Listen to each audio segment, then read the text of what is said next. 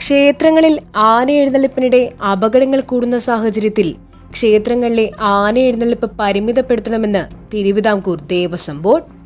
ഒഴിവാക്കാൻ കഴിയാത്ത ഉത്സവങ്ങളിൽ മാത്രം ആനയെ ഉപയോഗിക്കണം. മറ്റിടങ്ങളിൽ ദേവവാഹനങ്ങൾ ആനയ്ക്ക് പകരമായി ഉപയോഗിക്കണമെന്നും ദേവസ്വം ബോർഡ് വ്യക്തമാക്കുന്നു. തിരുവിതാംകൂർ ദേവസ്വം ബോർഡും തന്ത്രിമാരും ചേർന്ന് നടത്തിയ യോഗത്തിലാണ് നിർദ്ദേശം.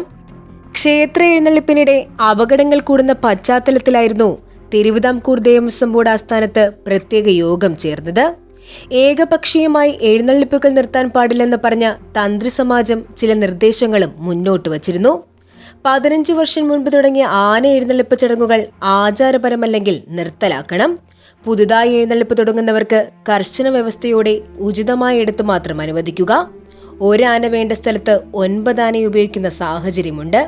ഒഴിവാക്കാൻ കഴിയാത്ത ഉത്സവങ്ങളിൽ മാത്രം ആനയെ ഉപയോഗിക്കണമെന്നും തന്ത്രി സമാജം പറഞ്ഞു. തന്ത്രിമാരുടെ അഭിപ്രായം കൂടി കണക്കിലെടുത്താണ് ക്ഷേത്രങ്ങളിൽ ആന എഴുന്നള്ളിപ്പ് പരിമിതപ്പെടുത്തണമെന്ന നിർദ്ദേശം ബോർഡ് മുന്നോട്ട് വച്ചത്. എഴുന്നള്ളിപ്പിന്റെ ദൈർഘ്യം കുറയ്ക്കണമെന്നും മറ്റിടങ്ങളിൽ ദേവവാഹനങ്ങൾ ആനയ്ക്ക് പകരമായി ഉപയോഗിക്കണമെന്നും ദേവസ്വം ബോർഡ് നിർദ്ദേശിച്ചു. സംസ്ഥാനത്തെ മറ്റ് ദേവസ്വങ്ങളുമായി ചർച്ച ചെയ്ത ശേഷം നിർദ്ദേശങ്ങൾ സർക്കാരിന് കൈമാറും.